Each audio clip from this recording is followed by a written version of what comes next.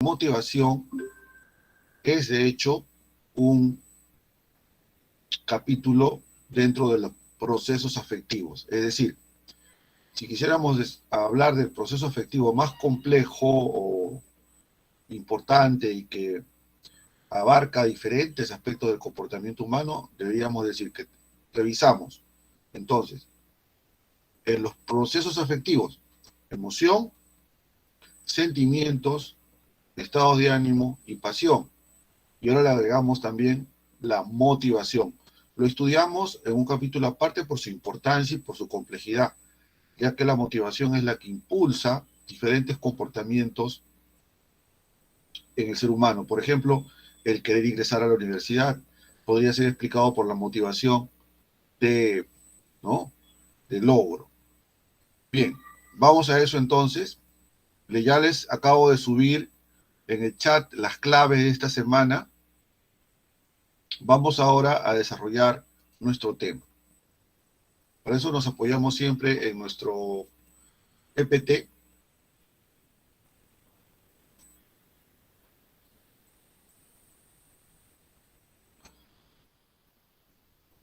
Bien, entonces motivación. El propio término ya nos está pintando un poco el panorama de lo que es la motivación. A ver, esto tiene que ver con algunas palabras también que tenemos en la actualidad, diferentes en el vocabulario común. Motivación, motivar, motor, movimiento, con T, motivación es fuerza, impulso. Entonces, la motivación es aquello que efectivamente impulsa el comportamiento, es la energía del comportamiento. Si quisiéramos hacer una similitud con algo más cotidiano o fácil de observar, sería la energía que necesaria para que nuestro psiquismo esté activo, requiere de una motivación. ¿Podemos encontrar en la vida cotidiana una persona sin motivación? Sería una buena pregunta, ¿no? Porque en términos de que no exista. Sí hay un fenómeno que se da en el comportamiento humano donde no tenemos motivación, que se llama la depresión. La depresión se caracteriza porque las personas pierden motivación de lo que le gusta y lo que hace. Ya la persona con un problema de depresión va perdiendo justamente la motivación, y cuando deja incluso de tener motivación por la vida, las personas deprimidas pueden incluso pensar o a tener intentos de suicidio, incluso pierden motivación para vivir. Ahí estamos viendo la importancia de la motivación. Las personas requerimos tener motivaciones que nos impulsan a hacer nuestro comportamiento cotidiano. De ahí su importancia. Todo ser humano, toda persona necesita, para poner en acción sus procesos cognitivos y otros procesos afectivos incluso, tener motivaciones. Es un tema fundamental en la psicología, el tema de la motivación. Bien, entonces, por ejemplo, ¿por qué hay personas por qué hay deportistas, ¿no?, que son capaces de romper, de pasar la línea de lo último a la que se llegó, y rompen los récords o rompen sus propios récords? Tenemos imágenes de diferentes momentos en que estuvieron a punto de ganar, pero hubo una lesión, hubo un problema, o en el interés por ganar, en la motivación por querer llegar a la meta, es comprendido y ayudados por otros. O los deportistas que efectivamente rompen ¿no?, indicadores que habían hasta ese momento sobre alguna acción deportiva y se convierten en un nuevo récord. Ahí tenemos cómo la celebra ¿no?, los deportistas su victoria, haber logrado. ¿Qué impulsa con tanta fuerza a los deportistas a romper sus ¿no?, límites, a ir más allá? ¿Por qué la persona común y corriente, por ejemplo, ve a un alpinista subir una cuesta muy empinada, poniendo en riesgo su vida? La persona dice generalmente, no, yo ni nada que ver, yo nunca haría eso porque pongo en riesgo mi vida. No puedo subir al pico de una montaña solo por querer subir. Bueno, pero cuando un deportista o una persona, un alpinista está subiendo la cuesta de una montaña empinada, ¿no? Muy difícil de subir, está siendo motivado por una meta, la de llegar, ¿no?, a los puntos más altos de ese lugar. Y esa motivación por llegar al final hace de que realice cosas increíbles para la persona común, ¿no? Y también eso lo podemos ver hoy día en los estudiantes de Pre-San Marcos, cómo los estudiantes rompen sus propios récords, ¿no?, digamos deportivamente. La familia lo dice, ¿no? Él no estudiaba tanto como ahora se levanta tempranito, ahora lo vemos estudiando más que antes, está motivado para ingresar. El comportamiento es evidente, tiene metas, y esas metas, esos objetivos de vida, nos hacen que aparezca el comportamiento, ¿no?, determinado por esa fuerza.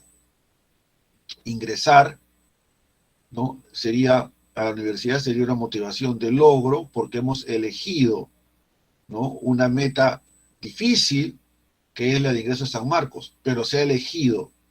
Y esa propia elección nos impulsa y nos permite estar motivados hasta cumplir nuestra meta. Hay mucho de qué hablar respecto al cumplir o lograr una meta. En ese proceso las personas se superan a sí mismas, las personas encuentran nuevos recursos y desarrollan, ¿no?, comportamientos importantes para su propia persona, para su propia biografía o para, en general, como un deportista, romper un récord deportivo. Entonces vamos hoy día a ver estos temas. Vamos a definir la motivación. Vamos a ver que hay etapas del proceso motivacional, que es importante. Es muy esquemático, pero tenemos que recordarlo siempre porque puede haber preguntas. Ya vino en el examen el proceso motivacional. Vamos a ver después las clases de necesidad. Es una clasificación. Y acá nos vamos a dar cuenta en el punto 3 que para el Centro P en San Marcos, ¿no?, desarrollamos más la teoría de las necesidades de la motivación. Así se llama. La motivación no es una necesidad exactamente, pero la teoría llamada de las necesidades es la que el Centro Pre asume porque es una de las vigentes. Cuando hablamos entonces de clases de necesidades, estamos hablando de una teoría que Pre San Marcos asume como una de las más importantes, puesto que así está en la bibliografía contemporánea. Luego vamos a ver otra teoría, la jerarquía de necesidades de Maslow, ¿no?, que es la famosa pirámide de las necesidades de Maslow. Y terminamos con una teoría muy general que está presente también hoy día, que es la teoría de la motivación extrínseca e intrínseca. Resumiendo, podríamos decir que vamos a primeramente definir la motivación para pasar después a estudiar las 3 teorías más importantes que es en psicología sobre este tema, que es las clases de necesidades, la jerarquía de la motivación de Maslow y la motivación extrínseca e intrínseca. 3 teorías, entonces. Vamos a eso. Comencemos por definir la motivación. Entonces, la motivación son los factores que energizan. Dice, factores que energizan y dirigen el comportamiento. Acá tenemos 2 conceptos fundamentales. Energizan y dirigen. A ver, energizan. A esto hay que entenderlo. Vamos a ver porque es la forma, digamos, en que podemos representarnos mejor a la motivación. Vamos por un ejemplo concreto. Hay algo que ustedes jóvenes tienen a mano siempre para comunicarse, ¿no? Y ya saben que me refiero al celular. ¿Quién no quisiera tener la última versión, ¿no? de los celulares? El celular que ya se puede doblar, compacto, con el bolsillo, casi como que me olvido, pero ahí tengo siempre mi celular. Uno dice, wow, el último que se dobla, wow, mira, tiene 5G. ¡Ah! Dice, oh, qué bonito. Supongamos que tenemos el último celular, la última versión. Eso que tú lo enchufas y se cargan al toque. Y duran 2 días. Ok, imaginémonos que tenemos la última versión del celular que siempre deseamos. ¿Estamos de acuerdo? Tienen ese celular en sus manos. Ahora, si a ese celular se le acaba la energía, las pilas se agotan, la batería no da más y de repente se apaga porque le falta energía. Pregunto, ¿aún el más moderno de los celulares podrá encenderse y seguir trabajando sin batería? ¿Me responden por favor sí o no? No. No. Bueno, el comportamiento humano también tiene una batería, como un celular. Esa energía, esa batería es la motivación. Porque acabamos de decir, dar un ejemplo de la persona que no tiene motivación, es la persona deprimida, con depresión mayor, que si no se la atiende, puede llegar incluso a perder motivación por la vida y tiene ideas de suicidio, si es que no llega a completar eso, ¿no? Entonces, y hemos dado también ejemplos de las proezas que el ser humano puede hacer porque se plantea metas. Esa meta es la motivación que me impulsa a cumplir esa meta. Y el ser humano se caracteriza, vamos a ver, por eso justamente, por tener retos, logros, llegar a tener un logro, objetivos en la vida que me hacen lucir comportamientos que son impulsados por esas motivaciones. Entonces, energizan o sinónimo de impulsan, energizan, pero no solamente nos dan ese impulso o fuerza que energiza el comportamiento y los procesos cognitivos, ¿no? Sino también que lo dirigen, energizan y dirigen, le dan una meta. No no es una energía banal, o sea, que se da y simplemente se produce, nos orienta a un punto de llegada, que es la meta. Entonces, los dos elementos fundamentales de la motivación es que energizan o impulsan y dirigen el comportamiento. Lo dirigen a la meta o para satisfacer una necesidad, que sería también, por ejemplo, una meta.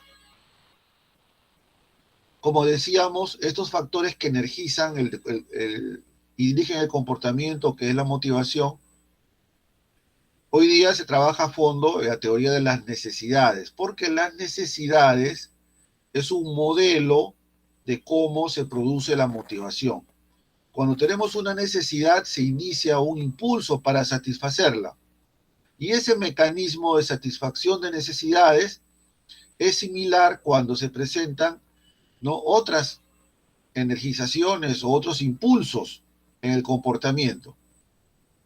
Una necesidad se produce entonces cuando tenemos que equilibrar o volver a tener un equilibrio que se dejó, que terminó. O sea, una necesidad nos señala que hay un estado de desequilibrio y tenemos que recuperarlo. Para eso se da un impulso y se restablece el equilibrio. Un ejemplo muy concreto sería el de tener sed.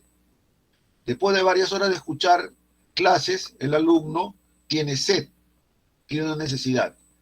Su organismo ha consumido líquidos y necesita recuperar líquidos. Entonces, el cerebro manda la señal, ¿no?, de tener que tomar agua. Entonces, el alumno Va a ir si es que está en presencial, irá a comprar una, ¿no es cierto?, algo para tomar, o tiene su mochila algo que lleva para tomar, y bebe eso y logra volver a equilibrar su nivel hídrico y se siente mejor, ya no hay sed. Pero para poder llegar supongamos que no llevó nada en la mochila y no tiene un lugar para comprar el líquido, es capaz de ir hacia otro lugar un poquito más lejano, caminar una cuadra, si está en la ciudad universitaria, para comprar allí líquido. Y así logra restablecerse el equilibrio hídrico que perdió durante horas de escuchar clases. Ese mecanismo es el modelo de cómo funciona la motivación. Por eso se estudia en el Centro PRE más fuertemente la teoría de las necesidades. Ahora ya podemos definir con más precisión, ¿no? La motivación sería el proceso por el cual el sujeto se plantea un objetivo o meta y utiliza sus recursos personales y también de su entorno, y esto lo lleva a tener una serie de comportamientos hasta lograr la meta. El ejemplo, también, como ya lo he dicho, sería el estudiante de Centro PRE que quiere ingresar. De repente se levantó el primero en la casa que se levantó temprano, ahora lo hace, antes no. ¿Qué llevó al cambiar a ese joven que ahora se levanta primero en la casa y lo vemos activo desde las primeras horas del día en sus clases? Es la motivación por ingresar. Ya se inició el proceso de motivación en ese joven y aparecen comportamientos que expresan esa necesidad, en este caso, ¿no?, social, de ingresar a la motivación, a la universidad. Claramente tenemos la motivación de logro en los estudiantes del Centro PRE. ¿Qué factores vemos que pueden jugar un rol motivador o motivacional? Bueno, nuestro modelo que usamos en el Centro PRE para entender la motivación es el modelo de las necesidades. Para satisfacer una necesidad básica o compleja, se inicia un proceso llamado motivación. Pero las necesidades en el ser humano, si bien es un modelo, podemos encontrar diversos factores. No solamente la necesidad como factor que me permite entender mejor cómo funciona la motivación.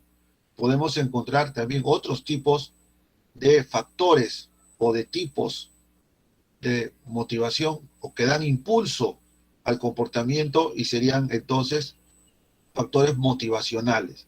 Los factores motivacionales más comunes, aparte el de la necesidad, son los biológicos. Diríamos incluso que el factor biológico incluye al de las necesidades básicas, por ejemplo, como vamos a ver, pero hay también necesidades como, por ejemplo, la homeostasis, ¿no?, recuperar el equilibrio hídrico, el equilibrio también energético, y es lo que lleva a que, por ejemplo, iniciemos un comportamiento de búsqueda de comer, ¿no?, para satisfacer nuestra pérdida de energía física. Pero tenemos factores biológicos. Factores conductuales es cuando nos motiva a recibir premios, que serían reforzadores, o nos motiva retomar los hábitos después de una semana de fiestas patrias largo. Algunos no se adaptaron mucho, ¿no?, al cambio tan repentino para los que no habían gozado de una semana casi completa ¿no es cierto?, de dejar de estudiar en el Centro PRE, y retomar las clases les cuesta bastante.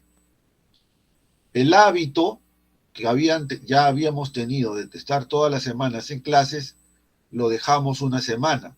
A algunos les cuesta dejar el hábito y retomar el hábito. Por lo tanto, el hábito en sí mismo se vuelve motivacional. Quiero regresar a clases, quiero retomar mis horarios, quiero seguir estudiando, quiero saber si voy a ingresar o no. Entonces, el hábito que había cumplido también se vuelve motivacional. Me impulsa a retomar lo que hacía antes. Y los incentivos que pueden ser premios, ¿no? En el caso de los adultos, en el trabajo pueden decir aquellos que no tienen ninguna falta y sobre todo ninguna tardanza, tendrán un 20% más en el mes, ¿no?, de remuneración. En esa empresa, difícilmente los trabajadores y empleados van a dejar de, ¿no?, de ir a trabajar y mucho menos llegar tarde, porque hay incentivos para no hacerlo. Esos incentivos se convierten en motivacionales para no llegar tarde a trabajar porque tengo un premio o incentivo. Ahí tenemos entonces un factor conductual, porque se ve en la conducta concreta u observable, el hábito, el incentivo. Si no hay incentivo, comienzan a aparecer trabajadores y empleados que llegan tarde, más bien, algunos que faltan, pero regresa el incentivo y regresa otra vez lo anterior, menos faltas, menos tardanzas. Factores cognitivos o mentales son mis expectativas, lo que yo pienso que debe darse, lo que asumo, lo que planifico, y las metas que asumo son factores cognitivos porque mi mente asume eso como una meta. Es una especie de incentivo o reforzador interno, mental. Es un equilibrio que quiero mantener porque necesito saber que estoy logrando lo que yo he planificado, mis expectativas. Una expectativa es un logro, llegar a un objetivo o meta planificada, anticipadamente, ¿no? Por ejemplo, los postulantes de San Marcos, del Centro PRE, su expectativa fundamental es el ingreso. Eso se convierte en la expectativa de ingresar en una fuerza motivacional muy importante. Las metas también, el propio ingreso es, ¿no?, o una meta más precisa sería lograr determinado puntaje. También sería una meta cognitiva, ¿no? O los propósitos o aquello que yo me propongo para lograr la meta, ¿no?, más de forma concreta, por ejemplo, determinado número de horas para estudiar, se convierten en propósitos motivacionales, porque sé que al lograr ese propósito me acerca a mis metas, que son aspectos cognitivos que asumo, mentalmente asumo esas expectativas de ingreso y se convierten en motivacionales. Pero también hay, ¿no?, motivaciones afectivas, el deseo, las emociones, las pasiones mismas se convierten en motivacionales, ¿no? O sea, el querer ingresar a San Marcos también tendría un lado afectivo, ¿no? Es emocionante pensar que yo ingresaría a San Marcos, ¿no? Es apasionado. El día del examen, todos apasionadamente van al examen. Entonces, ahí estamos viendo que también las emociones y pasiones se vuelven estados afectivos porque impulsan el comportamiento. Y también el ser humano tiene factores éticos. Cumplir un valor, por ejemplo, el que ingresa a San Marcos, el postulante a San Marcos, tiene valores éticos, por ejemplo, ante el estudio. El estudiante sanmarquino, desde el Centro PRE hasta que ingresa, le gusta, valora la lectura y el estudio. Le encanta estudiar al sanmarquino. Por eso San Marcos se vuelve a veces difícil para el que no tiene esa costumbre. Leer, estudiar, revisar temas, ¿no?, se vuelve motivacional. Hay un compromiso poco a poco con la propia carrera. Sé lo que debo hacer y cumplir, que también eso se vuelve motivacional. Tengo deberes sagrados que cumplir, decía el personaje. Sus deberes morales eran motivacionales y que le hizo hacer cosas, ¿no?, increíbles para una persona común. Lo motivó aspectos valorativos o éticos. Como ven, hay diferentes factores entonces que se vuelven motivacionales o que impulsan o energizan el comportamiento hacia una dirección determinada. Si así es la motivación, ¿cómo podemos saber que tenemos frente a nosotros y podemos ver la motivación. Podemos decir, aquí vemos la motivación. A eso le llamamos indicadores. Un indicador es una señal, nos señala, indicar, el dedo índice señala. ¿Qué indicadores de que tenemos una motivación o que estamos frente a una, encontramos 4 indicadores: el indicador de elección, el de persistencia, el de esfuerzo y el de inmediatez. Veamos. El indicador más fácil, comencemos por esfuerzo, que es el más común. Un día yo iba hacia el centro PRE, esto antes de pandemia, y tomé una movilidad porque había pasado en mi otra casa. Entonces tomé un taxi y me llevó estando cerca de la ciudad universitaria, cerca de la puerta del centro PRE, hay una cuadra larga donde se ve que los alumnos caminan con sus mochilas rumbo al centro PRE. Y cuando yo estaba en el taxi, el taxista me dijo, señor, ellos también son de centro PRE, ¿no es cierto?, de San Marcos.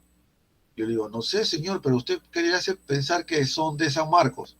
Porque mire, se ven que son chicos estudiosos, se ve que se esfuerzan. Cuando una persona se esfuerza por algo, como el estudiante que es capaz de caminar largas cuadras y estar a una hora que comúnmente no se ve a los jóvenes caminar ni buscando que llegar a un lugar con prontitud, pero sí se lo ve hacer esto a un estudiante, se ve claramente esfuerzo. Cuando tú cuando en tiempos presenciales sales de tu casa rumbo al centro PRE, te ve un vecino, ¿o qué dice? Mira, él se está esforzando, él quiere ingresar. Se ve claramente el esfuerzo. El esfuerzo en las personas, ¿no?, señalan o indican que está motivada por algo. Por lo tanto, el esfuerzo en sí mismo se convierte en un indicador, una señal de que estamos frente a la motivación. En el ejemplo que hemos dado, la motivación por ingresar. Pero de repente pasa al primer examen y un alumno se dice a sí mismo, no tengo el puntaje que yo quería en el primer examen. Oh, yo no sé, ya no quiero ir al centro PRE. Se desmotivó, perdió la motivación. Y suceden muchos. Pero ¿qué sucede aquí? El estudiante pasan los días y las semanas y se evalúa, tiene autoconciencia, tiene capacidad de reflexión y comienza a analizar qué le llevó a tener un puntaje así, y él es autocrítico y comienza a ver qué es lo que debe corregir y ahora regresa con más fuerza a estudiar. Y ahora no solamente vemos esfuerzo, sino persistencia. Como dice el dicho, el que sigue la consigue. Es persistente. El esfuerzo pasa a ser persistencia en el tiempo. Si lo mantenemos, incluso aparecen obstáculos y continúo siendo esforzado, ya no es el esfuerzo mismo, ahora es persistencia. Se mantiene en el tiempo el esfuerzo. Incluso cuando ya parece que no vamos a obtener algo, seguimos persistiendo. La persistencia se convierte entonces en una señal clara de motivación. Y luego pasamos a las dos últimas indicadores que no son sencillos de plantearnos, que es el de la elección y el inmediatez. ¿Cómo poder saber que una persona está motivada? Démosle a elegir. Ojo para el examen. A ver, voy rápidamente, un ratito, a nuestro salón. A ver, Luciana Huertas, ¿estás ahí, verdad? Sí, profesor. Ya, un ejemplo. Tienes acá 20 entradas al cine con tarjeta Royal, o sea, vas a pedir tú lo que quieras, canchita o Coca-Cola, lo que quieras, te ponen en el mejor lugar del cine. 20 entradas para 2 personas. ¿Ok? Hasta diciembre puedes cumplir eso. Estas 20. ¿Quieres esto? Primera opción. Segunda opción, la última edición, Editorial San Marcos, de los exámenes, selección de preguntas tipo examen. ¿Cuál quieres? Elige. ¿Entradas al cine o el documento Centro Pre? ¿Cuál? El documento Centro Pre. ¿Qué dirías tú si el alumno dice quiero las entradas al cine? ¿Qué podrías pensar? Que quizá no tiene mucha importancia, Ah, no le importa mucho estudiar. a eso va justamente, gracias, a eso va justamente el caso que estamos diciendo.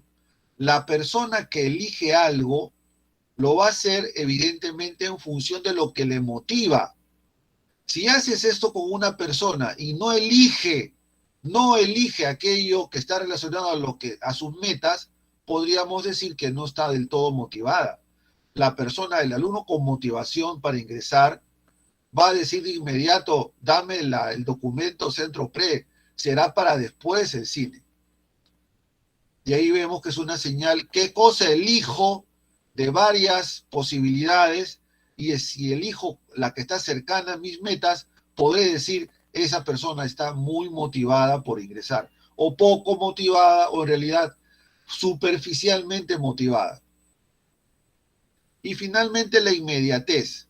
Cuando una persona ve algo que relacionado a sus metas motivacionales, de inmediato reacciona, no duda. Por ejemplo, en el Centro Pre hace tiempo, en el local antiguo, que estaba en Santa Beatriz hace años, hace décadas en realidad, ¿no? A veces hay un anuncio que decía, los alumnos pueden pasar a recoger sus lecturas, aquellos que ya han cancelado su matrícula pueden pasar por su lectura Centro Pre. Y tú veías que a la siguiente hora estaban haciendo colas muy largas para adquirir sus documentos. Y otros alumnos decían, yo mañana, o si no, ya el lunes que viene voy a ir por mis documentos. Ahí estamos viendo que aquellos que reaccionaron rápidamente por sus documentos Centro Pre, por sus lecturas Centro Pre, exhibían un comportamiento inmediato ante la meta. De inmediato, sin dudarlo, yo quiero mis documentos para estudiar. Inmediatez. Otros, no, mejor para luego. Ahí podríamos pensar de que no están del todo motivados, ¿no? Entonces son dos, la elección y la inmediatez se convierten en formas muy finas de poder precisar la presencia de motivaciones. Ojo para el examen, indicadores o señales de la motivación. Elección, en el orden que hemos visto nosotros. Esfuerzo, lo más común. Persistencia, cuando el esfuerzo se mantiene en el tiempo, es persistencia. La elección, elijo aquello que realmente me motiva. Y la inmediatez, de inmediato aparece el comportamiento cuando se presenta lo que nos motiva, sería inmediatez. Hay etapas en la motivación, son 3.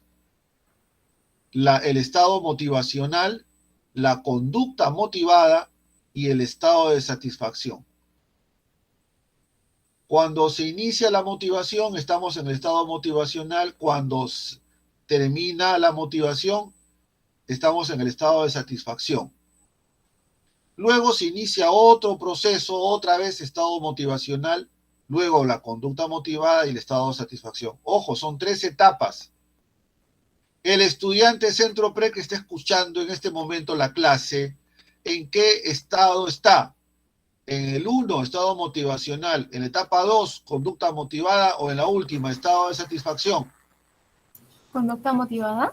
Está la conducta. Porque ¿cuál es el estado motivacional? Quiero ingresar. Estado motivacional, tengo que ingresar.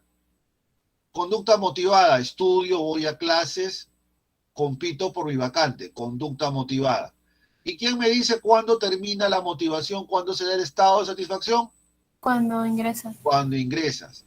Pero te vas a dar cuenta que de inmediato a los 2 meses siguientes, ya no te vas a acordar mucho de lo que fue el ingreso, porque ahora aparecen otras motivaciones. Por ejemplo, horarios para mis clases.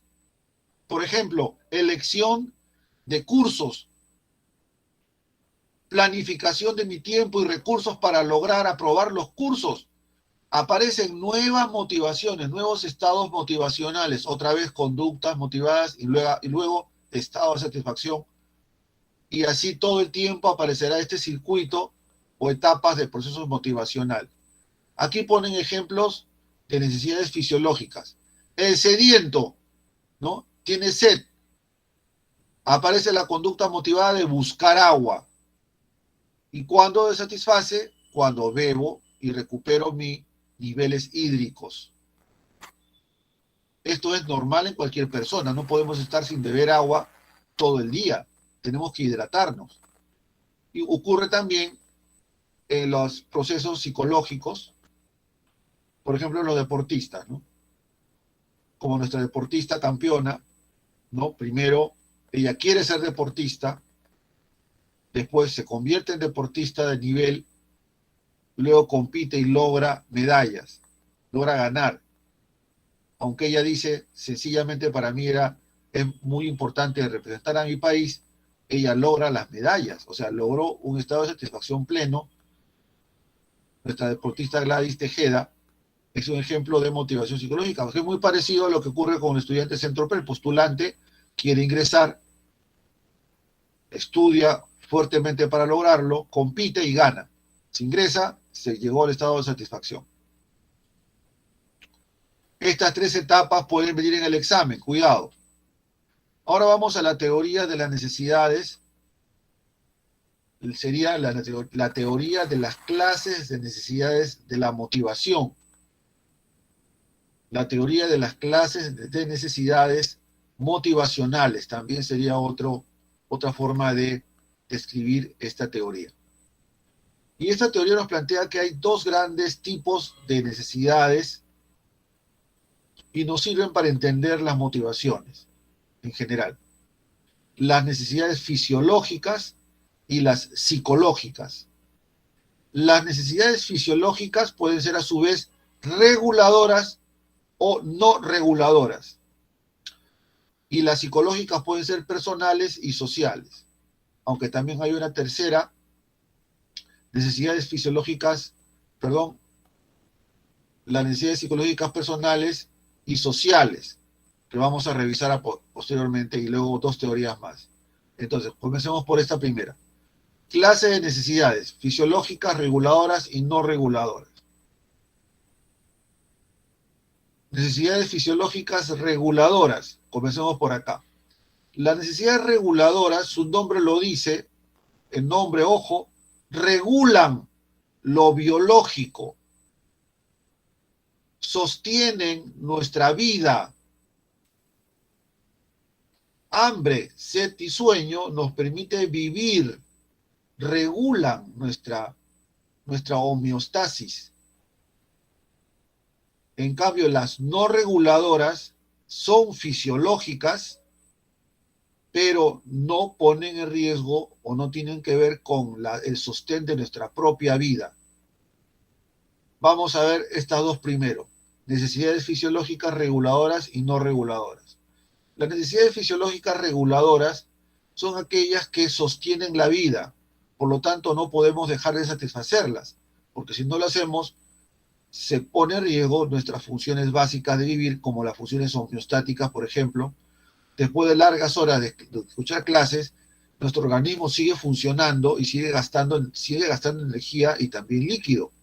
El ser humano tiene una gran cantidad de líquidos en su cuerpo, que tiene que recuperar, y lo hace a través de la ingesta de líquidos y esa energía de alimentos.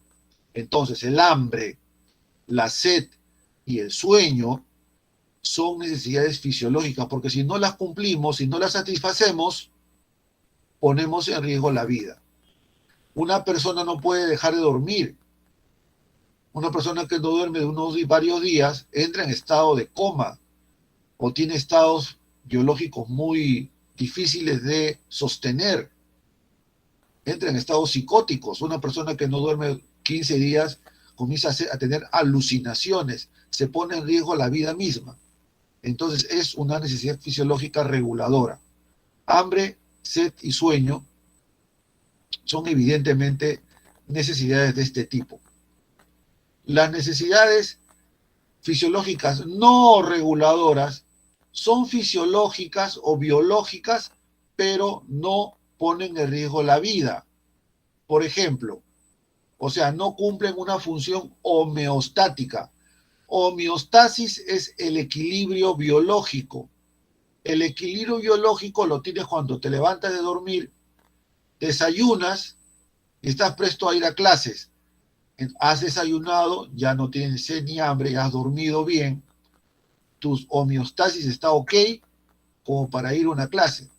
Pero cuando no la satisfaces, no duermes bien o no te alimentas bien, ya pones en riesgo estados vitales, la homeostasis se rompe y tienes ahí una necesidad fisiológica que recuperar. Pero hay necesidades fisiológicas no reguladoras, como por ejemplo el contacto físico, que es evidente, se evidenció mucho en la pandemia, personas que requieren ese contacto que no era posible en ese momento por la pandemia en sí misma, pero que también lo podemos ver en los bebés, el apego de la madre con su bebé, ¿no? Es importantísimo para ambos, pero más evidentemente para el bebé, ese contacto, el contacto materno también es fisiológico. Los niños que no tienen contacto con su madre, contacto físico, face to face,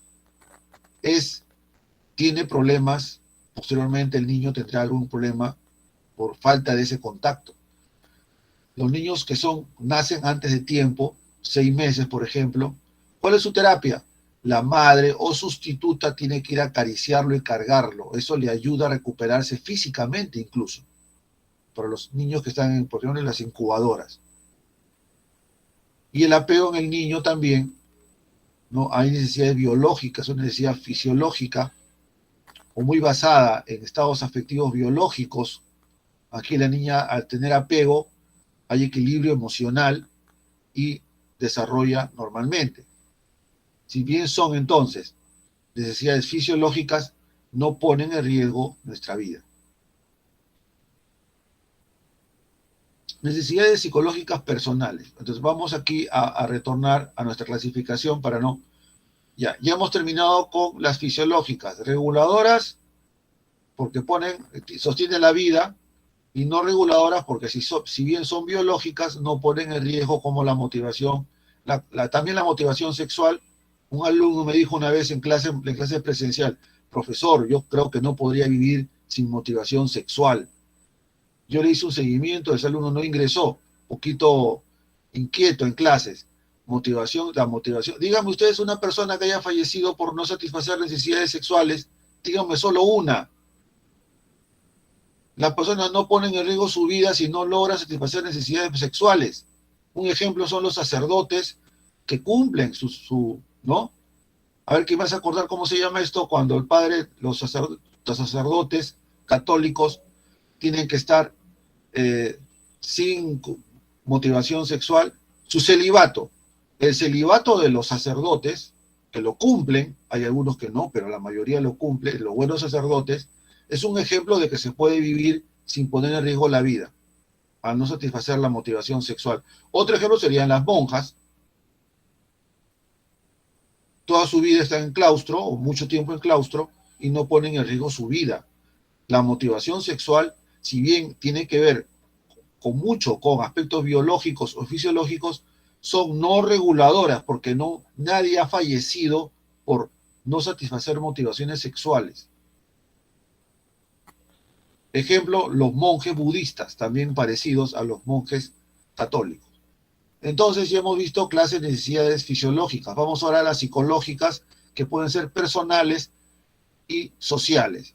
Las necesidades psicológicas personales son de competencia, de determinación y de sociabilidad. 3. Y las necesidades psicológicas sociales pueden ser también 3, de poder, logro y de afiliación. Veamos cada una. Necesidades psicológicas personales. Son la de competencia, autodeterminación y la sociabilidad. La investigación psicológica dice de que tiene que ver mucho los las características de personalidad los que pueden llevar a que sean más importantes en cada sujeto. La de competencia, de autodeterminación y de la sociabilidad. Veamos. Las necesidades psicológicas personales de competencia tienen que ver con que al ser humano le motiva a hacer las cosas que sabe que puede lograr. ¿Qué es una competencia? Una competencia es tener una habilidad, una capacidad. Por ejemplo, cuando un niño aprende a caminar, tiene ahora la competencia o la habilidad de caminar. No lo tenía antes, era un bebé, ya cumplió, ya está cerca de los 2 años. Comienza a dar sus primeros pasos. Les pregunto, ¿a qué niño lo van a detener en seguir practicando su marcha? El que ya puede caminar. A ver, dígame, ¿es posible o no? Todos conocemos a los bebés que comienzan a caminar. Lo que va a hacer es, como ya sabe que puede caminar, el caminar es motivacional. Es como que el niño se dice, ya puedo caminar, ahora quiero pasar de caminar a correr. Ahora de caminar y correr quiero subir escaleras. Por eso el niño que comenzó a caminar, hay que tener cuidado, y la familia lo sabe muy bien, de que no suba escaleras y tener las puertas bien cerradas, sobre todo las que da acceso a lugares peligrosos para él. Porque el niño que ya descubre que puede caminar tiene la competencia. A nosotros, los humanos, nos motiva a hacer aquello que sabemos que podemos hacer.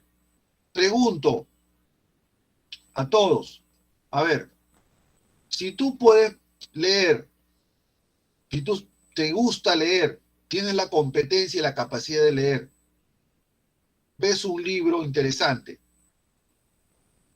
¿qué motivación viene a ti de inmediato?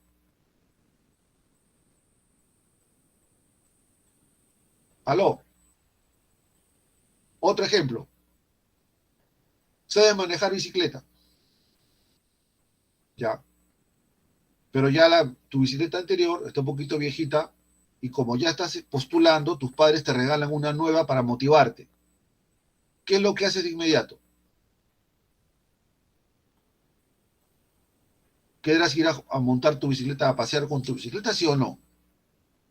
¿Aló? Así como el niño que aprende a caminar, le motiva el hecho mismo de poder caminar, y eso es lo que nos diferencia de veces de los animales, aunque también ellos lo hacen también, pero el ser humano le gusta hacer, le motiva a hacer aquello que ya sabe. El niño, la persona que ya maneja bicicleta, le motiva a ¿qué? Manejarla. El niño que ahora está caminando, ¿qué le motiva a caminar? La competencia misma que se adquiere se vuelve motivadora. Eso es lo que vemos acá. La competencia de saber hacer algo se vuelve motivadora para la persona. Pero puede llegar el momento en que la persona descubre que depende de su propia acción, del plantear sus propias metas, lo que se vuelve motivador. Cuando un estudiante se dice a sí mismo, yo quiero postular e ingresar a San Marcos, ¿qué necesidad es? ¿De competencia o de autodeterminación?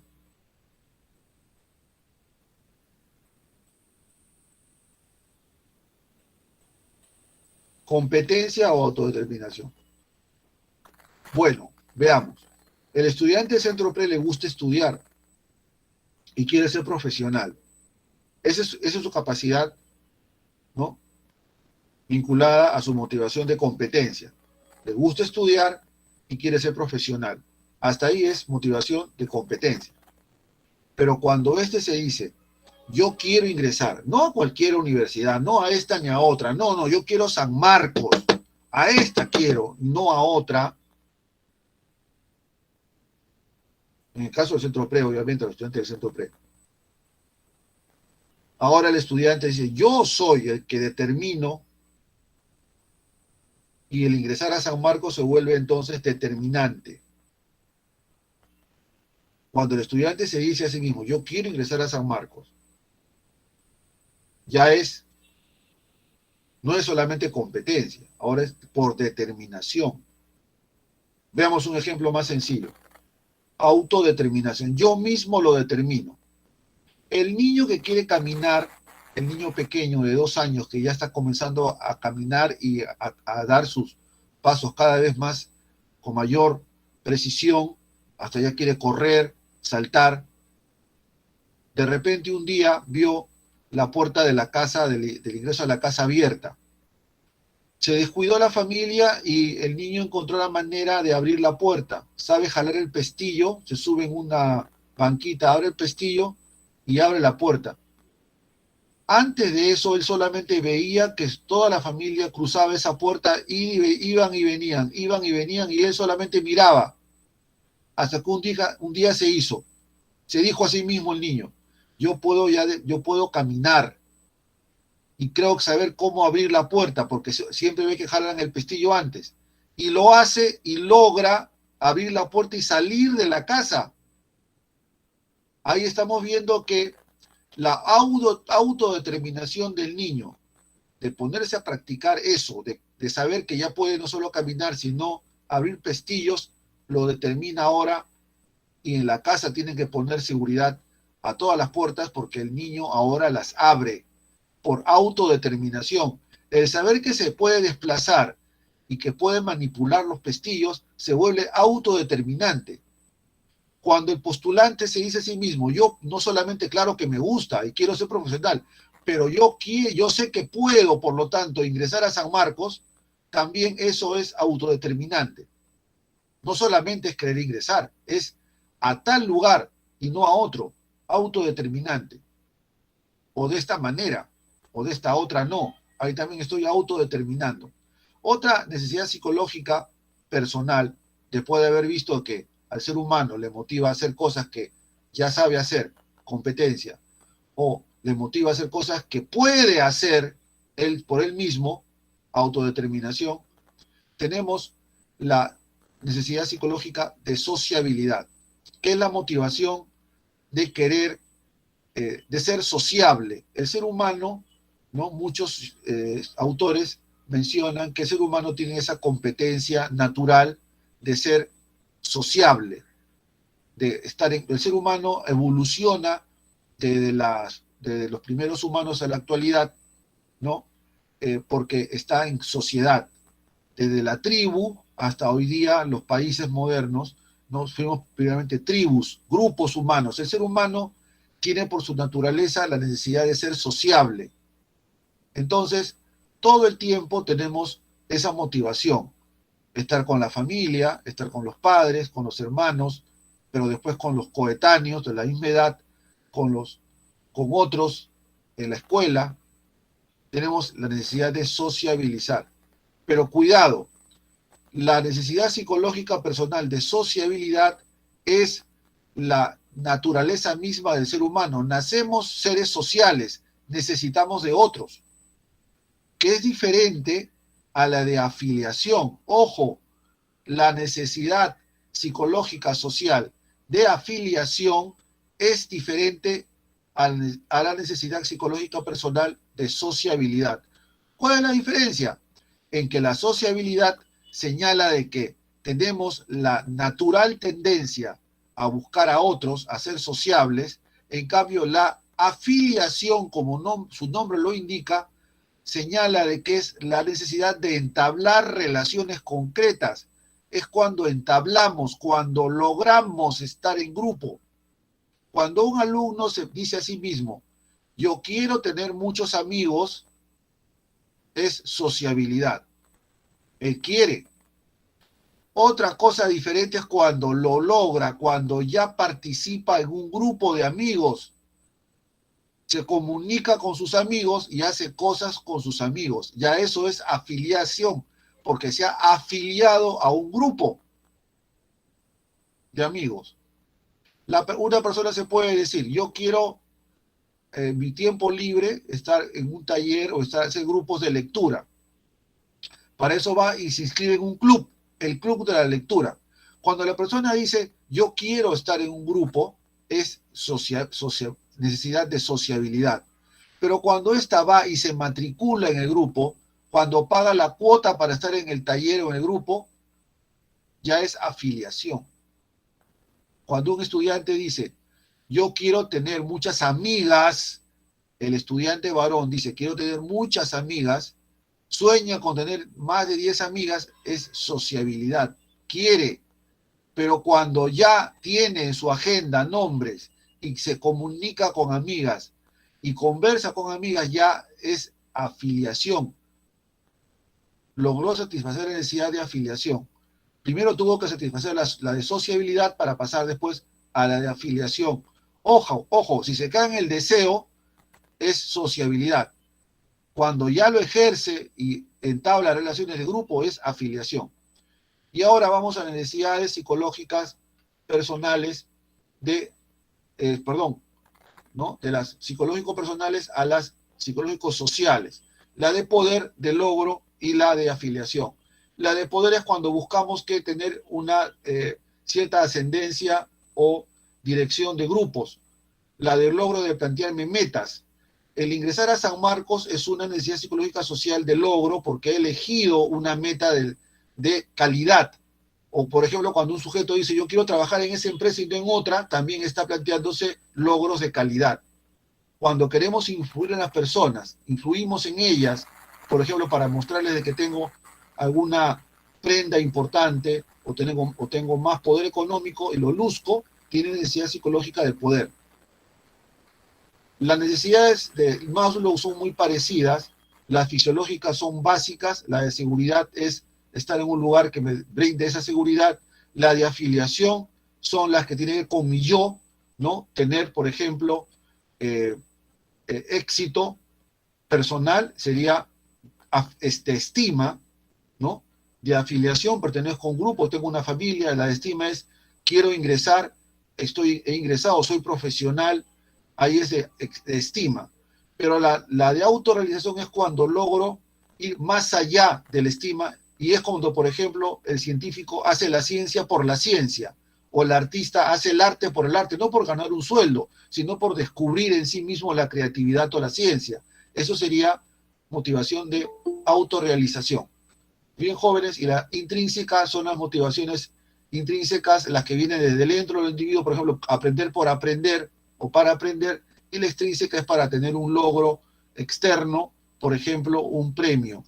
Bien, hasta aquí, jóvenes, hemos llegado, entonces hemos visto los puntos más importantes de nuestra clase y se nos fue el Profesor, tiempo, muchas gracias. Dime, disculpe, ¿podría sí, poner las dos últimas diapositivas, por favor, para tomar la captura? ¿cómo no? ¿Cómo? ¿No le No, llega a usted profesor. la PPT? Pueden pedirlo también a lo que es multichat, la motivación de autorrealización de Maslow es cuando se hace algo por el solo hecho de querer hacer, por ejemplo, la ciencia por la ciencia. El científico lo hace no porque quiere ganar un premio. El médico que aprende nuevas técnicas para curar, pero por el solo hecho para dar un servicio, por hacer la medicina por la medicina misma, sería autorrealización. Pero si lo hace para ganar un premio, para sentirse bien él mismo, ya es de estima. Muy bien, jóvenes, muchas gracias. Nos vemos.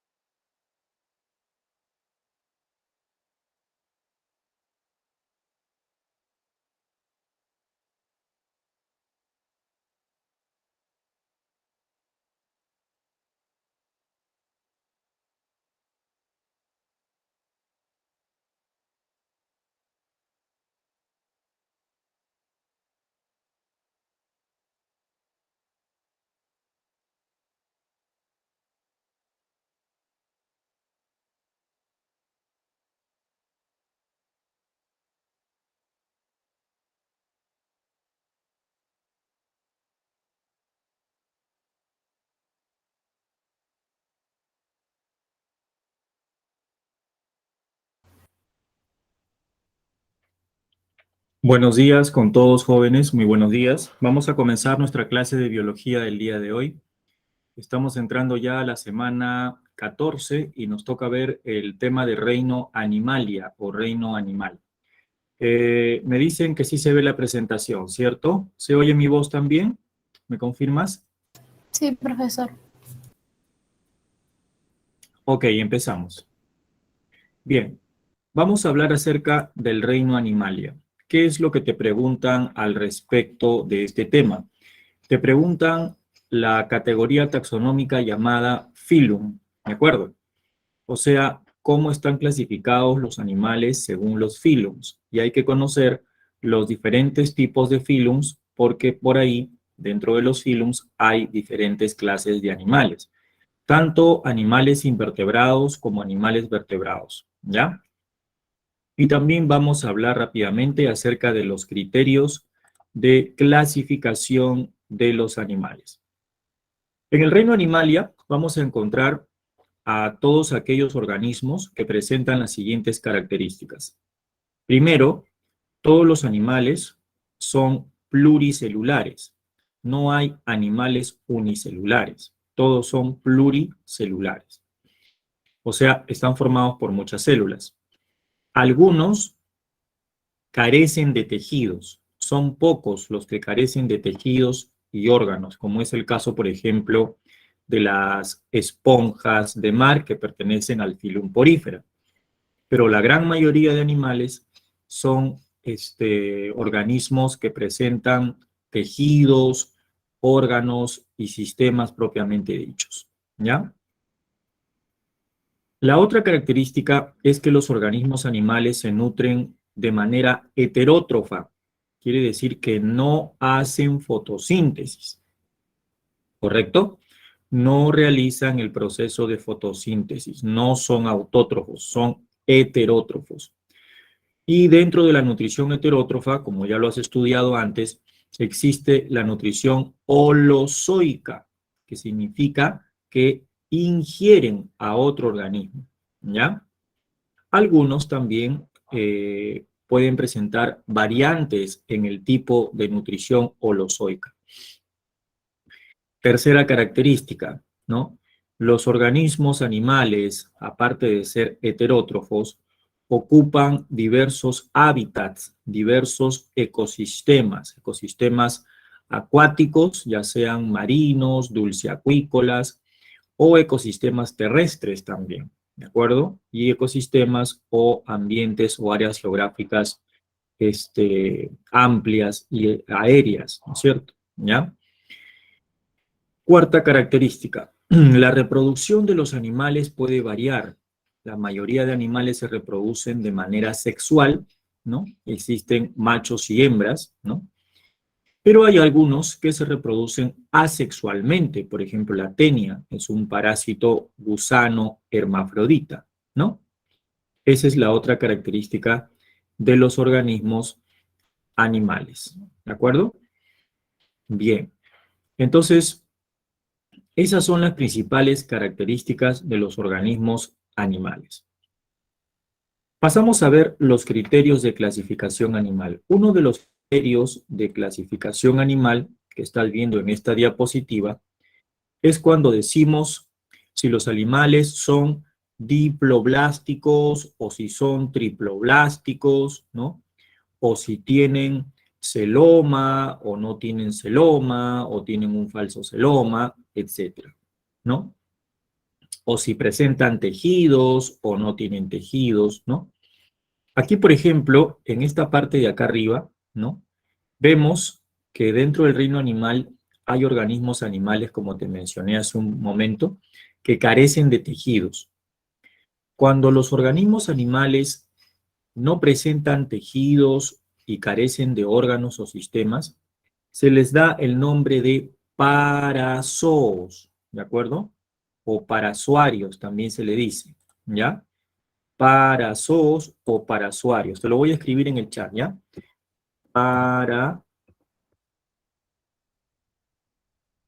Parazoos, ¿ya?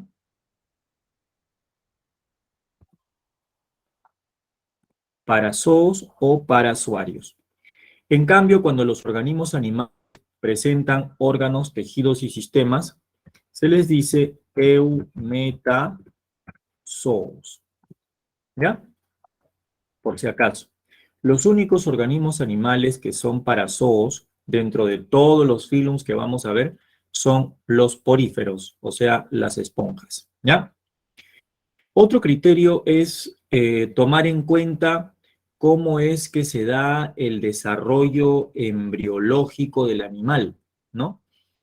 Durante el desarrollo embrionario, cuando se produce, por ejemplo, la fecundación entre el espermatozoide y el ovocito, se forma un cigoto, ¿no es cierto? Y ese cigoto comienza a dividirse, porque el cigoto es una célula. Al dividirse sucesivamente, forma una masa de células, como vemos acá, ¿no? Una masa de células que va, digamos, va aglomerándose, ¿no? Va juntándose y va formando unas capas de células. Ese embrioncito ya toma el nombre al inicio de blástula y después toma el nombre de gástrula, ¿de acuerdo? ¿Ya? Vamos a agrandar un poco esto para verlo un poco mejor acá. Vamos a mover esto acá. La blástula es un conjunto de células a manera de pelota grande, ¿no? Es un embrión en desarrollo formado por un montón de células que están dividiéndose, ¿ya? La blástula va a adoptar esta forma y luego esta forma, ¿de acuerdo? ¿Ya? Y va a desarrollar dos capas de células, ¿no? Dos capas de células germinales, ¿de acuerdo? Estas capas de células germinales se conocen como ectodermo.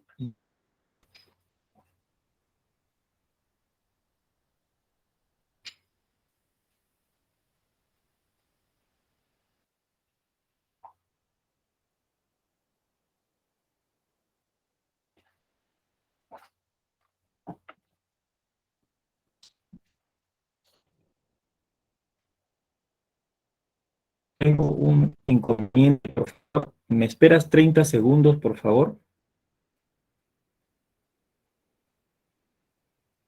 Un inconveniente me acaba de suceder ahorita. Un momento, por favor. 30 segundos, ¿ya?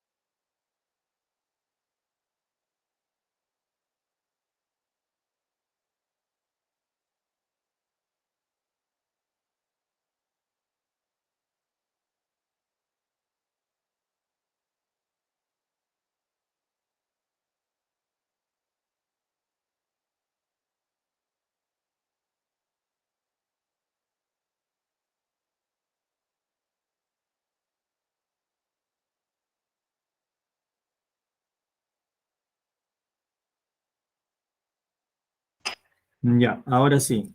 Disculpa, tuve que atender una situación urgente. Ya, ahora sí. Bien, entonces estábamos comentando de que aquí, cuando un embrión está en desarrollo, ¿no? Las células se van a acomodar y van a formar al inicio dos capas germinativas que se llaman el ectodermo hacia afuera y el endodermo hacia adentro. Y se forma un huequito que se llama el blastoporo, ¿ok? Más adelante, esa blástula se transforma en gástrula, ¿de acuerdo? Y cuando se transforma en gástrula, desarrolla una capa adicional en el medio de las dos anteriores. Por ejemplo, acá veo una gástrula, un embrión en desarrollo, con una capa media en el centro, que se llama mesodermo, y una capa aquí adentro, en la región más interior, que es el endodermo, que está de verde, y una capa celeste hacia afuera, que es el ectodermo. ¿Ok? Cuando un animal genera o desarrolla sus estructuras, sus órganos anatómicos, sus sistemas, a partir de solamente dos capas germinales, que pueden ser el endodermo y el ectodermo, el animal recibe el nombre de diploblástico, ¿ya? Diploblástico. Por ejemplo, los nidarios, los que pertenecen al filo nidarios, ¿no? O los celenterios, que es lo mismo, ¿ya? Pero cuando el animalito desarrolla sus órganos o sistemas y tejidos a partir de estas tres capas germinales que son el ectodermo, el mesodermo y el endodermo, el animal toma el nombre de triploblástico, ¿ya?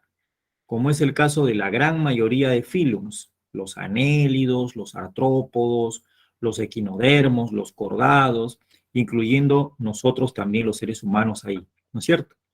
Entonces, según la presencia o el desarrollo de las capas germinales, vamos a encontrar animales diploblásticos y animales triploblásticos.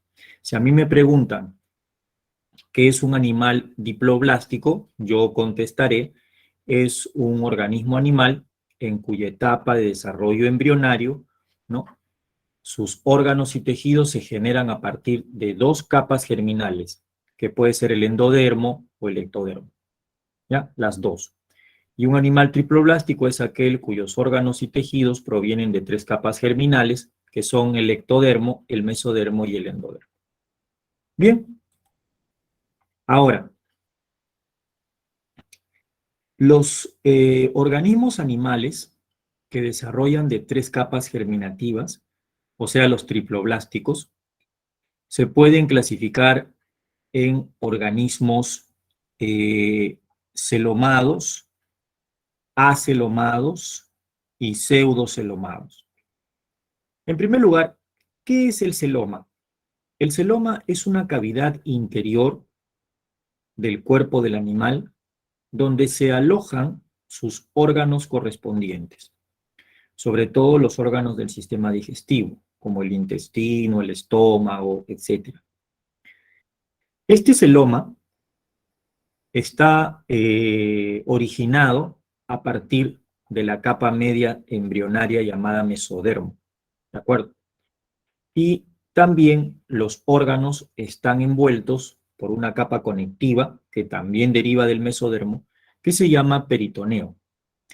Si yo hago un corte del cuerpo de un animal celomado, como en este caso de esta lombriz de tierra, ¿no? Voy a encontrar adentro una cavidad conocida como el celoma y una membrana peritoneal, un peritoneo transparente, que protege o envuelve a los órganos y los mantiene unidos o pegados adentro de esa cavidad, ¿no? Cuando, por ejemplo, tú vas y compras un pollo en el mercado y le dices a la señora, sáqueme las vísceras, entonces la señora saca las vísceras del pollo y deja un espacio ahí que es el celoma, ¿no? Las vísceras están dentro del celoma y están cubiertas por un peritoneo, una membrana peritoneal. Entonces, eso es un celoma, ¿de acuerdo? Y los animales que tienen celoma son los moluscos, los anélidos, los artrópodos, los equinodermos, nosotros los cordados, etc. La gran mayoría de animales son celomados. Ahora, existe también dos grupos de filums cuya cavidad corporal no desarrolla un peritoneo, ¿ok? Y se les dice que son pseudocelomados, o sea, presentan un falso celoma. Aquí están los nemátodos y los rotíferos, solamente dos filums nada más. Y hay otros animales que carecen de celoma, que son llamados acelomados, como en el caso, por ejemplo, de los nemertinos o de los platelmintos también. ¿ya? Que son un grupo de gusanos muy diferentes a los que están acá, ¿de acuerdo? Bien, entonces, de acuerdo al celoma, yo voy a encontrar animales celomados como estos, pseudocelomados como estos de acá, y acelomados como este que es la planaria, ¿no?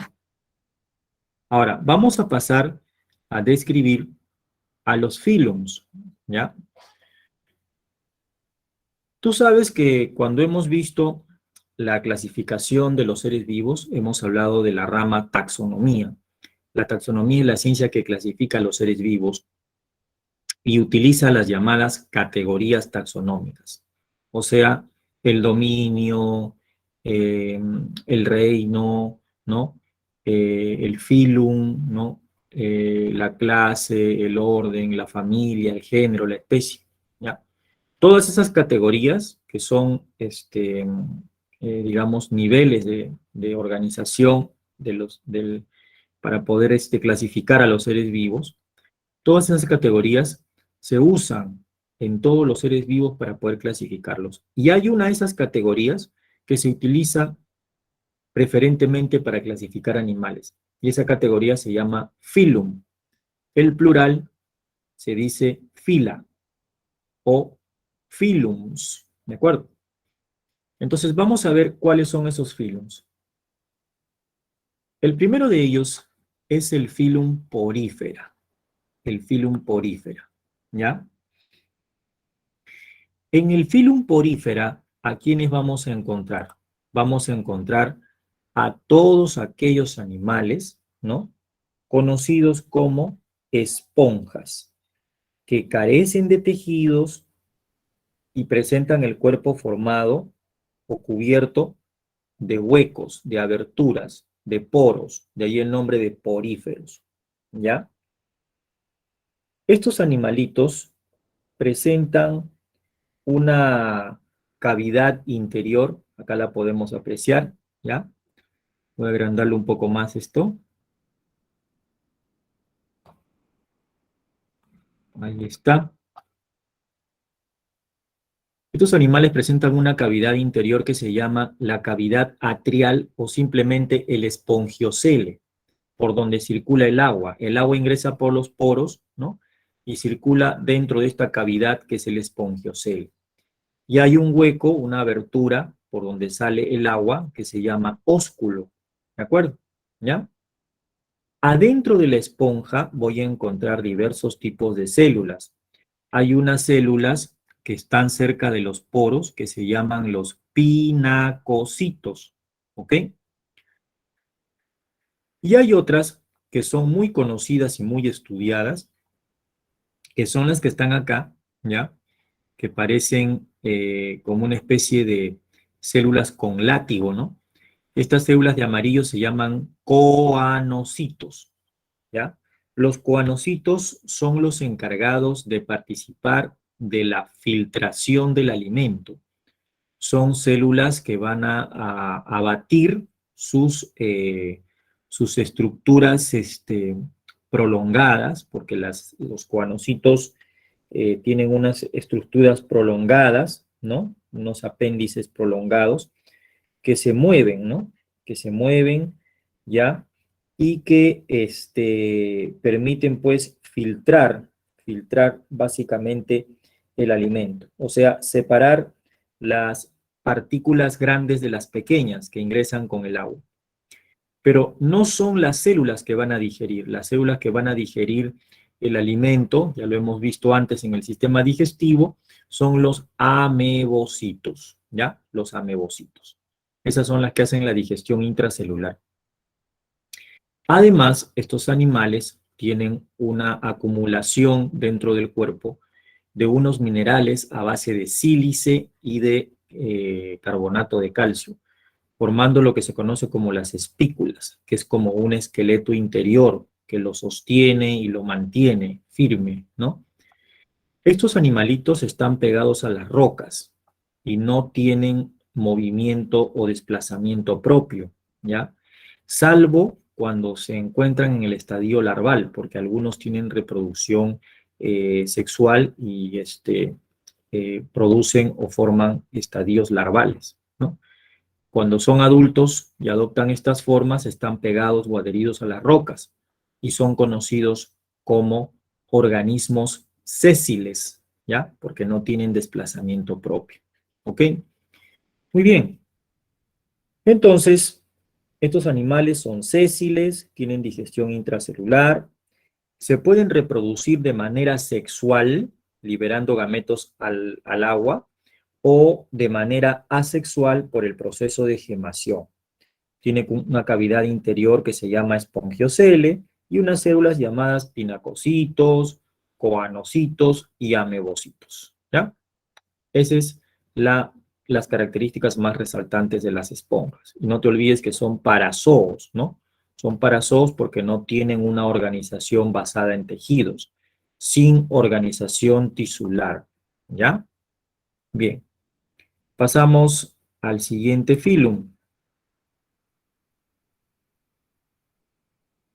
El siguiente filum es este de acá, el filum Cnidaria, ¿ya? También se le conoce como filum Coelenterata, se pronuncia celenterados, ¿ya?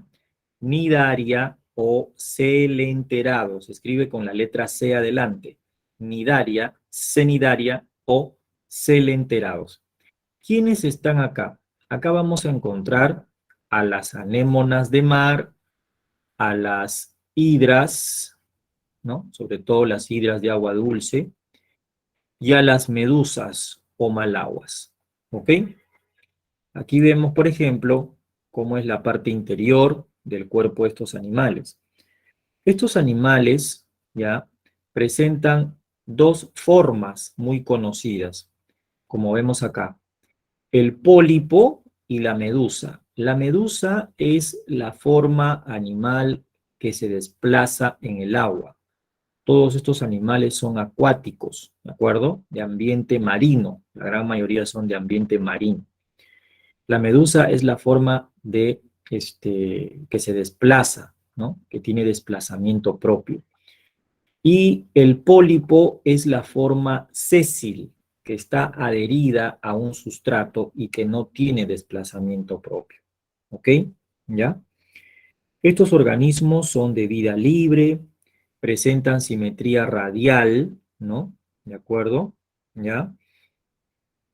Y su cuerpo está formado por tentáculos, ¿ya? Acá, por ejemplo, vemos los tentáculos que presenta este animal alrededor de la boca. Acá también vemos sus tentáculos y acá está su boca. Los tentáculos rodean la boca, ¿ya? Aquí, por ejemplo, esta es una hidra, ¿ya? Aquí está su boca y acá están los tentáculos. Eh, Muchos de estos animales se reproducen de manera asexual, como es el caso de las anémonas, por ejemplo, y otros lo hacen de manera sexual, como es el caso de las medusas, ¿no? O las malaguas. Y otros alternan dos fases, la fase sexual y la fase asexual. Eso se llama metagénesis, cuando el animal alterna dos fases, ¿no? Como es el caso de algunas hidras, por ejemplo, ¿ya? Y también tenemos otra característica interesante. La boca de estos animales funciona como ano. Significa que tienen un tubo digestivo incompleto, porque un solo orificio funciona como boca y ano a la vez. Además, en sus tentáculos presentan unas células que le dan el nombre al filum, se llaman nidocitos, las células se llaman nidocitos, y los nidocitos contienen en el citoplasma una estructura, muchos la llaman organela, una estructura que, como especie de un saco, que almacena unas sustancias tóxicas que ellos lanzan para cazar a sus presas. Estas sustancias tóxicas que están dentro de estos sacos, ¿no? O estos sacos con estas sustancias tóxicas, se conocen como nematocistos, ¿ya? Nematocistos. Te lo voy a escribir en el chat. Nematocistos. te vayas a confundir con el filum nematoda. El filum nematoda no tiene nada que ver acá. Es otro tipo de filum donde hay otros gusanos. Estos animales de los que estamos hablando ahorita no son gusanos, son animales acuáticos que pertenecen al filum Cnidaria, ¿ya?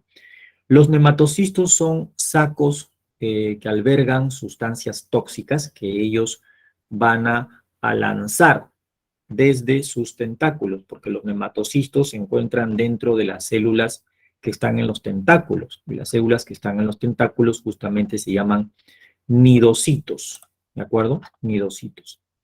Entonces, supongamos que un pez está pasando, ¿no?, por acá, y este animal lanza sus nematocistos, los nematocistos paralizan el cuerpo del pez, y los tentáculos lo meten al pez hacia la boca y lo llevan a la cavidad que aquí vamos a observar. Adentro del cuerpo de estos animales hay una cavidad que es típica de ellos, que se llama el celenterón. Por eso el filum también se denomina celenterados. Esta cavidad también ha recibido el nombre de cavidad gastrovascular. Allí es donde ellos realizan su digestión. Ya hemos visto el tipo de digestión que tienen. Tienen una digestión extracelular y una digestión intracelular, ¿ya? En esta cavidad hay una capa de tejido que también hemos visto antes, que se llama la gastrodermis, con dos tipos de células que van a realizar la digestión. ¿Ok? ¿Qué tipo de animales hay acá? Bueno, generalmente se conocen tres clases, ¿no? Los antozoos, que son las anémonas, los escifozoos, que son las medusas, y los hidrozoarios, que son las hidras, ¿ya? Entonces, eso es en cuanto al filum Cnidaria. Pasamos al filum Ctenophora.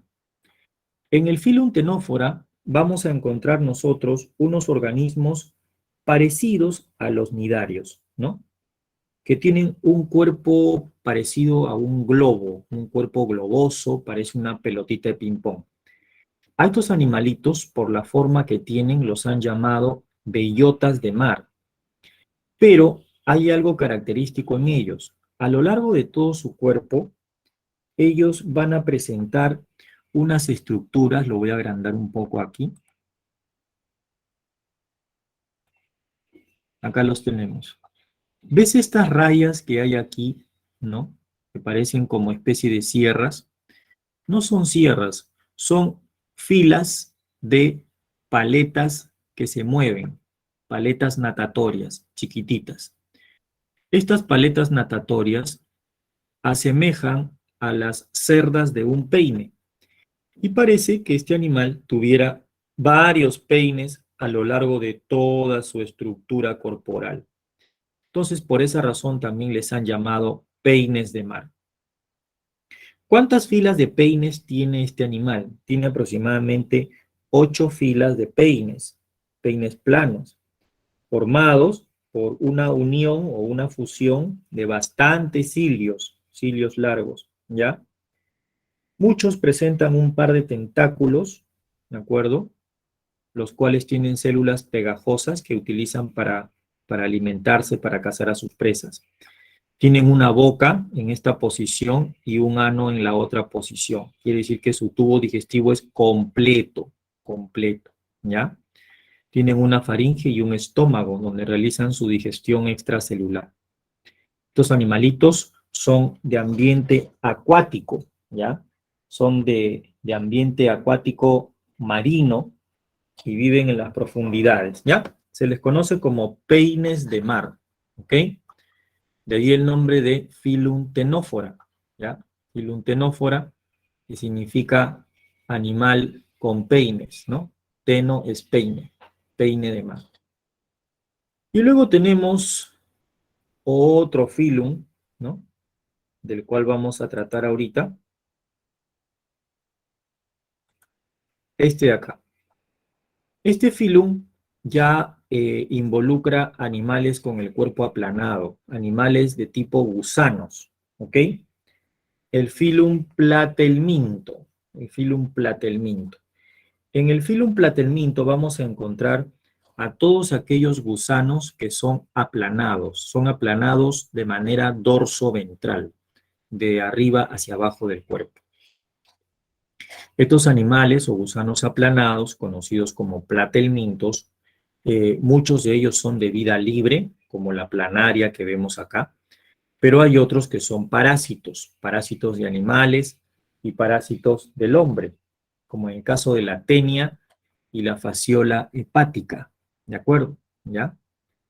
Estos animalitos tienen simetría bilateral, ¿ya? Tienen el cuerpo aplanado, no tienen sistema circulatorio, algunos presentan un sistema nervioso formado por un par de ganglios nerviosos anteriores, ¿no? Poseen como órganos excretores unas estructuras que se llaman los protonefridios, acá podemos apreciar, ¿no? Esto es una planaria, por ejemplo. La planaria es un gusanito pequeñito de color marroncito que vive debajo de se les encuentra debajo de las rocas en ambientes de dulceacuícolas, lagos, lagunas, ríos, ¿no? Y se alimenta de protozoarios y de bacterias, sobre todo de protozoarios. Es un animal que presenta un sistema digestivo incompleto, tiene una faringe la cual la puede sacar a manera de una manguerita para poder succionar el alimento que está en el agua. Y luego lo introduce y el alimento se digiere en el intestino, ¿ya? Tiene un intestino ramificado. Y adentro de este animal existen unas especies de tubos, una comunicación con varios tubitos, los cuales contienen unas células que presentan la forma de una antorcha encendida, ¿no? Parecida a los Juegos Olímpicos. Esas células que tienen forma de antorcha encendida se llaman células en flama o células flamígeras. Estas células son las que filtran los desechos.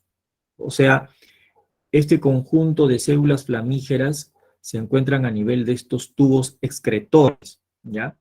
Y todo este sistema de tubos con células flamígeras se llama protonefridio, ¿ya? Protonefridio. Entonces, los protonefridios son órganos excretores que presentan estos animales para poder botar sus desechos, o sea, su orina, ¿no? Que es rica en amoníaco, son amoniotélicos, ¿ya? Además, otra característica común de ellos es que son hermafroditas. Estos gusanos presentan en su cuerpo los dos sexos, ¿no? Presentan órganos reproductores masculinos y órganos reproductores femeninos, ¿ya?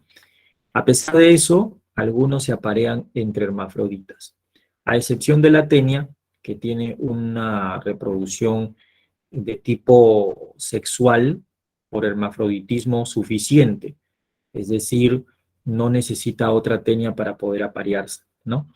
Aquí, por ejemplo, lo interesante de esto es leer un poquito acerca de estos dos parásitos, de la fasciola y de la tenia. La tenia es un parásito que puede estar presente en el cerdo, en la vaca, en el perro. Hay diferentes tipos de tenia de diferentes animales. Lo curioso es que este animal puede pasar al hombre cuando el hombre se alimenta o cuando consume alimentos regados con aguas sucias, ¿no? Vegetales, por ejemplo, regados con aguas sucias que tengan huevos de estos parásitos, ¿no? Inclusive también hay otro que se llama la duela hepática o fasciola hepática, ¿no? También se le conoce como alicuya, que es este de aquí. ¿Ok? ¿Listo? Bien, entonces estos animales son los platelmintos, ¿ya? Gusanos aplanados. Luego tenemos a otro filum. Este filum, bueno, alberga unos animales bien pequeños, ¿no?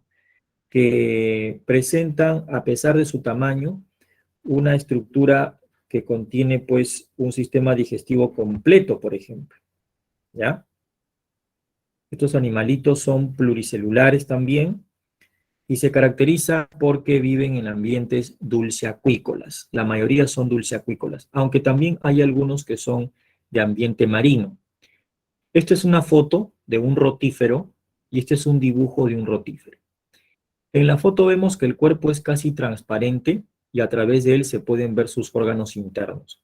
En la parte de acá arriba, que le podemos llamar una cabecita, adentro hay una boca y alrededor de la boca hay una corona ciliada, que es esta de acá. ¿Ya? Esa es la organización típica de este animal. Tiene una corona ciliada alrededor de su boca. ¿Ok? Esta corona con discos de cilios retráctiles le permite captar su comida. ¿Ok? Estos animalitos se alimentan de bacterias y protozoarios también. ¿Ya? Y luego el alimento pasa a una cavidad donde existe un órgano triturador que vemos aquí, que se llama el mástax, ¿ya? Cuando tú escuches esta palabrita, mástax, te vas a acordar de él. El único que tiene mástax es este animal, los rotíferos, ¿de acuerdo? Quiere decir también que tienen un estómago, un intestino, ¿no? Tienen un sistema digestivo completísimo, ¿de acuerdo? Completo. Y la mayoría, como te digo, son de agua dulce, ¿ya? ¿Cómo se llaman? Rotíferos, ¿ya? Luego tenemos el filum Nematoda. En el filum Nematoda también vamos a encontrar gusanos, pero a diferencia de los gusanos aplanados, estos gusanos no son aplanados. Tienen el cuerpo, como vemos aquí, ¿no? Parecido a un cilindro delgado, ¿no? Por eso se les llama gusanos cilíndricos, también se les conoce. Y se encuentran en todos los ambientes, son de vida libre.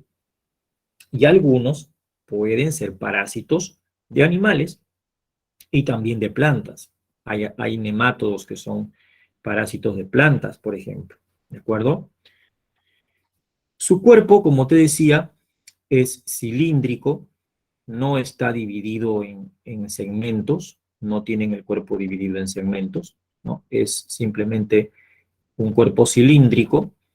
Eh, Presentan una capa muy delgada de cutícula que los protege y son dioicos. Dioicos quiere decir que tienen dimorfismo sexual.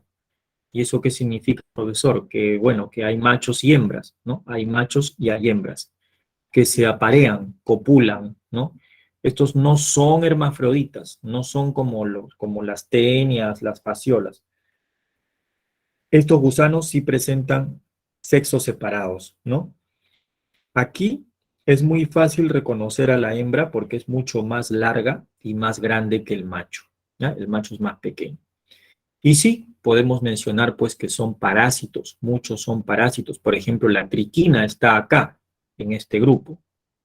La lombriz intestinal, conocida como Ascaris lumbricoides, también está acá, en este grupo, ¿no? Está también el oxiuro, que es un nemátodo, ¿no? Que también forma parte de los parásitos, ¿no? Las hembras colocan los huevos en la región rectal del ser humano y eso causa, pues, una gran picazón y prurito anal, ¿no? Muy bien. Luego tenemos al Filum Annelida. En el Filum Annelida, ¿no? ¿A quiénes vamos a encontrar? En el Filum Annelida vamos a encontrar otro tipo de gusanos, ¿no? Fíjate, estamos viendo ya dos tipos de gusanos, los gusanos aplanados y los gusanos cilíndricos. Estos gusanos de acá tienen el cuerpo segmentado, ¿ya? El cuerpo segmentado, dividido en segmentos. Cada segmento se llama metámero. Por eso muchos zoólogos dicen que las lombrices están metamerizadas, porque tienen el cuerpo dividido en metámeros, o anillos, para que se te haga más fácil. Por esa razón los han llamado así. Gusanos con el cuerpo cilíndrico dividido en segmentos iguales, o simplemente gusanos anillados, ¿ya?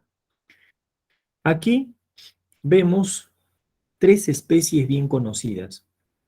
las lombrices de tierra, las sanguijuelas y los poliquetos, ¿ya? Son 3 especies o 3 clases. Los oligoquetos es la primera clase, ahí están las lombrices de tierra. Los irudineos es la segunda clase, donde están las sanguijuelas. Y los poliquetos son la tercera clase, donde están los gusanos de mar, gusanos arenícolas. Aquí tenemos uno que a muchos a veces cuando lo ven lo confunden con un ciempiés, pero no es un ciempiés, los ciempiés no son acuáticos, ¿no? Este es un gusano que se llama Nereis, que vive en el ambiente litoral de las aguas del mar, ¿ya?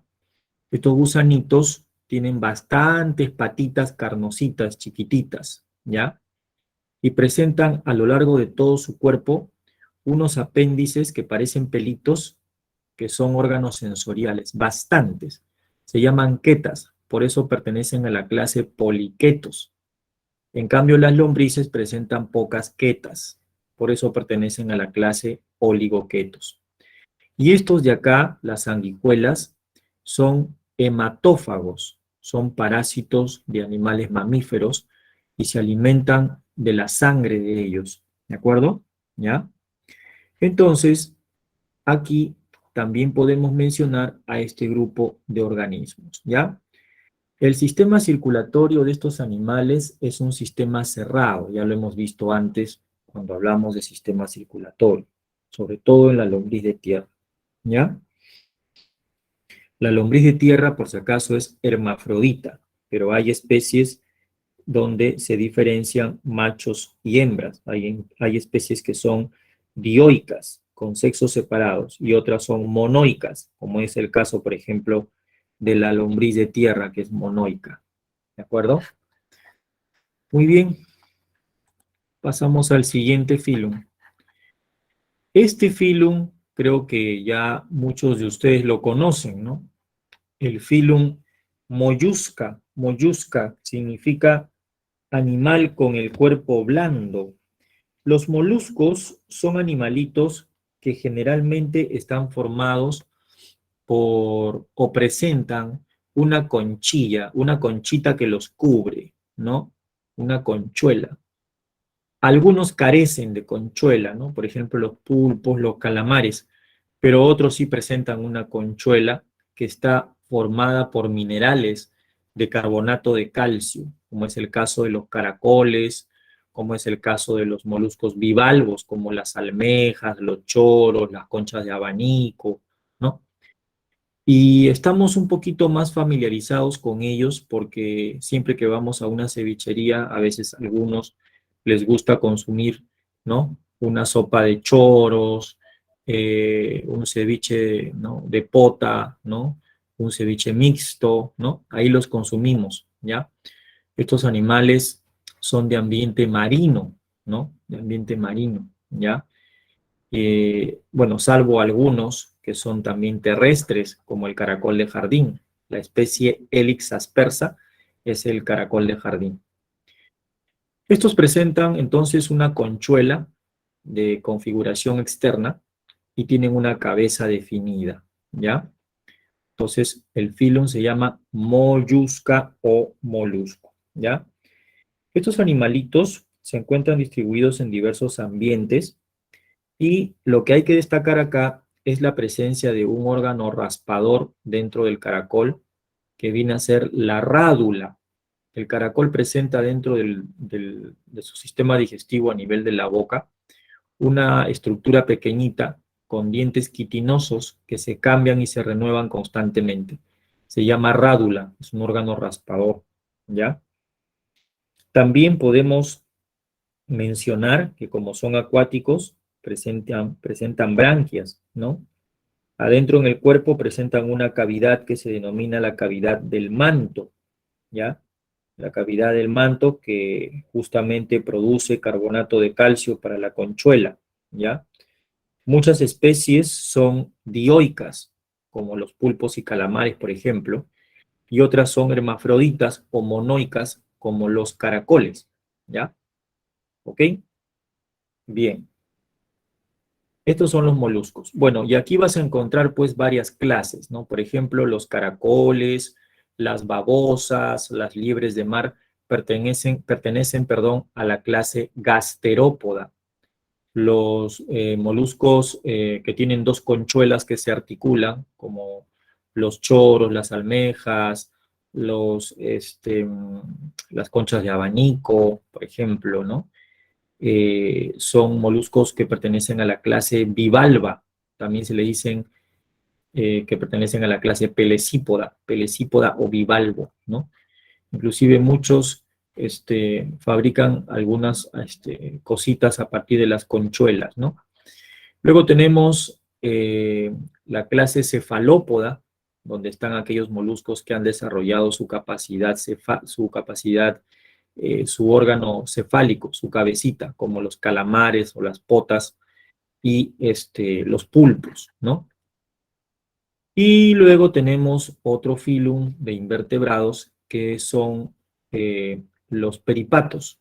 Pertenecen al filum Onychophora, o también conocido como Onychophora, ¿ya?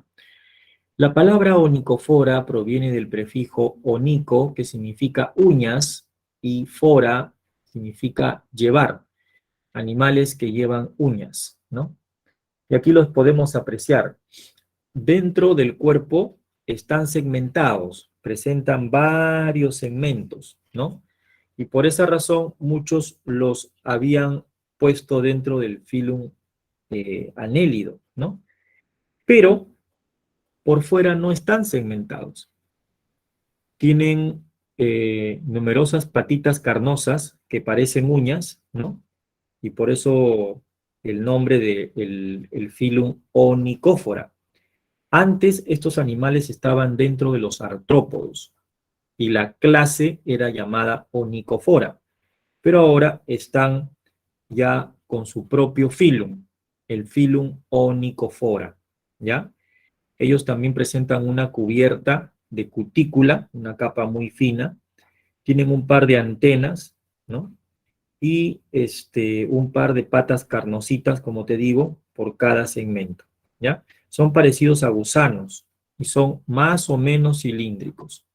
La especie representativa de este filum es el peripato, ¿de acuerdo? Peripato, ¿ya? Acá lo tenemos. Respiran por medio de tráqueas y tienen circulación abierta, por eso estaban dentro del filum artrópoda, ¿no? Pero por el aspecto que tienen, ¿no? Los han clasificado aparte, ¿no? En otro filum. Luego tenemos, ahora ya pasamos a uno de los filum más grandes, más diverso y más abundante de los invertebrados, que es el filum Artrópoda. ¿Qué significa la palabra artrópoda? Artrópodo quiere decir animal con patas articuladas. Mírale las patas a este insecto, mírale las patas a esta araña, mírale las patas a estos miriápodos o mírale las patas a estos crustáceos. Las patas se articulan. No es que tengan huesos, pero tienen apéndices articulados, ¿de acuerdo? Por eso el filum se llama artrópoda. Artroarticulación, podos, patas. Animales con patas articuladas, ¿ya? Bien, aquí nosotros vamos a mencionar que estos animales, en primer lugar, presentan el cuerpo dividido en segmentos. Algunos tienen 3 segmentos en el cuerpo y otros tienen 2 segmentos en el cuerpo, ¿ya? También vamos a decir que todos tienen patas articuladas o apéndices articulados. También vamos a mencionar que todos los artrópodos presentan un exoesqueleto, una estructura que lo protege por fuera, que está hecho a base de un polisacárido llamado quitina. Quiere decir que tienen un exoesqueleto quitinoso. Su sistema digestivo es completo y tienen sistema circulatorio abierto. Y vamos a mencionar cuáles son las clases de artrópodos que vamos a encontrar, ¿ok? Pero lo vamos a hacer después del receso porque ya estamos en hora de descanso, ¿ya? Un pequeño receso y continuamos a las 10:05 de la mañana.